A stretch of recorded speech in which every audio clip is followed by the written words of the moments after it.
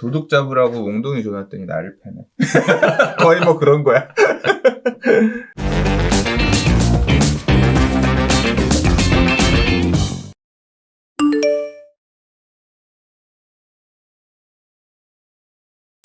자, 세 번째 이야기 가보도록 하겠습니다. 전세 반환 대출 막히면 큰일 난다고 지금 난리 났습니다. 네, 새 낀 집을 산 집주인들의 발이 동동동 굴르고 있는 상황인데요. 자, 실수요자들이 세입자의 퇴고 요청을 하고 있습니다. 주담대 일종인 전세금 반환 대출, 이 부분이 지금 논란의 가십거리가 되고 있는데요. 이유는 최근 대출 규제가 점점점 이랬다 저랬다 옥죄고 있는 상황이기 때문에 그런 것 같습니다. 자, 지난해부터 올해까지 이어진 주택 매수 행렬의 이후 집주인의 실거주를 위한 세입자 퇴고 통보가 늘어나고 있습니다. 당장 입주할 수 있는 매물이 부족하니까 새 낀 집을 실거주 목적으로 사뒀던 매수자들이 세입자 전세 만기에 맞춰서 전세자금 반환 대출을 알아보고 있는 상황입니다. 하지만 정부가 최근 가계의 부채를 줄이고 부동산 가수율을 억제하기 위해서 부동산 담보대출과 전세대출을 누르고 있다는 것이 문제입니다. 전세금 반환 대출은요, 주택가격의 일정 부분과 전세 보증금 중 더 적은 금액으로 받을 수 있습니다. 자, 1주택자를 기준으로 대출에 대한 규제들이 많죠. 서울 등 투기 지역, 투기 과열 지구는 대출이 주택가격의 40%만 나오고요. 심지어 2019년 12월 16일 이후 매수한 주택이라면 집값이 15억 원을 초과하면 대출이 전혀 나오지 않습니다. 전세금 반환 대출도 주택담보대출에 들어갑니다. 자, 이사 계획이 틀어질까봐 매수자들이 수시로 은행에 전화하고 있고, 여기에 기준금리가 오르고 시중 대출금리가 뛰면서 자금 운영에 대한 불확실성이 커지면서 이 매수자들의 불안이 점점 커져가고 있는데요. 자, 부동산 관련 대출에 대해서 금융당국이 최근 투기 우려로 조이는 분위기를 보이고 있지만, 사실 또 은행 쪽에서는 사실과 다르다 이런 얘기들을 하고 있습니다.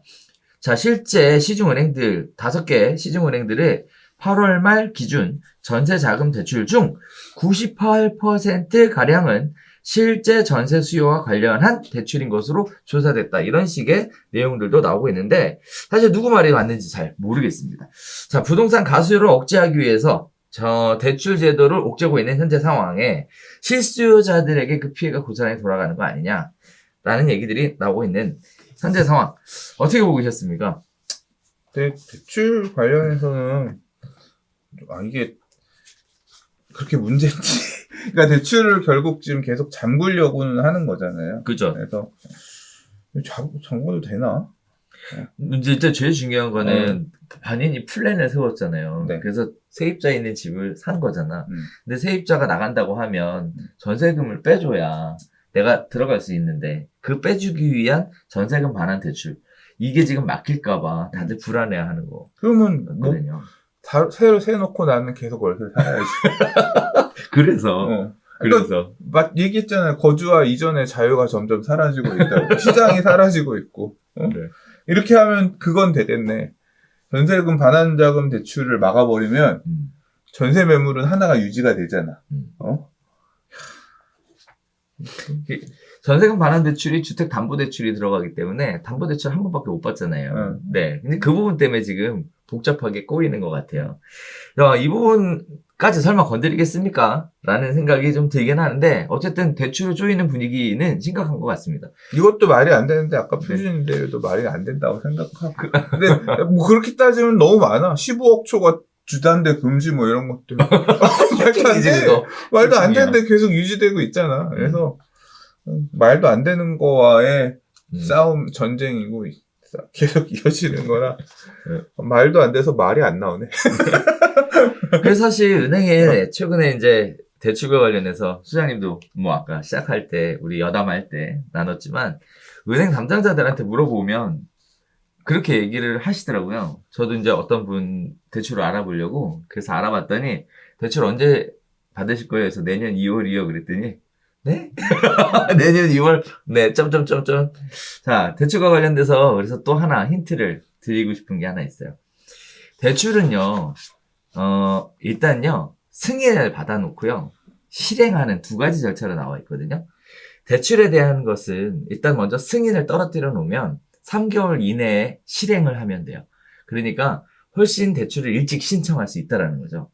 그래서 막상 그 상황에 닥쳐서 대출 신청을 하고 승인이 제도가 바뀌어서 승인이 안 되면 문제가 생기시잖아요. 그러니까 일찌감치 3개월 이전에 승인을 먼저 받아 놓으시고 그리고 여유 있게 기다리시다가 대출이 그 이후에 막힌다 하더라도 승인 받아 놓은 대출은 그 날짜에 실행이 됩니다.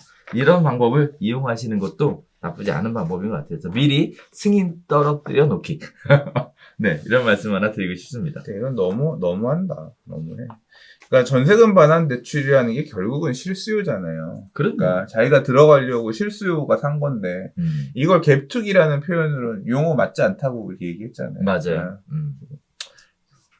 아무튼 이런 것까지도 해가면서 네. 시장을 잡겠다고 하는 게 모르겠습니다. 이 좀 선의의 피해자들이 계속 나오는 제도인 거지. 그러니까요. 네, 참 보면 안 막았으면 좋겠습니다. 안타까워요.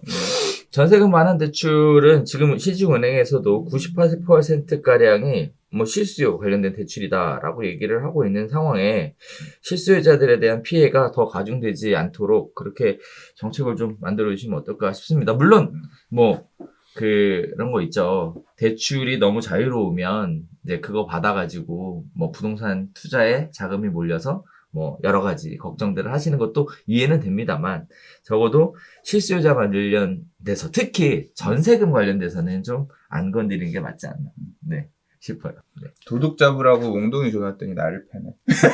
거의 그런 거야.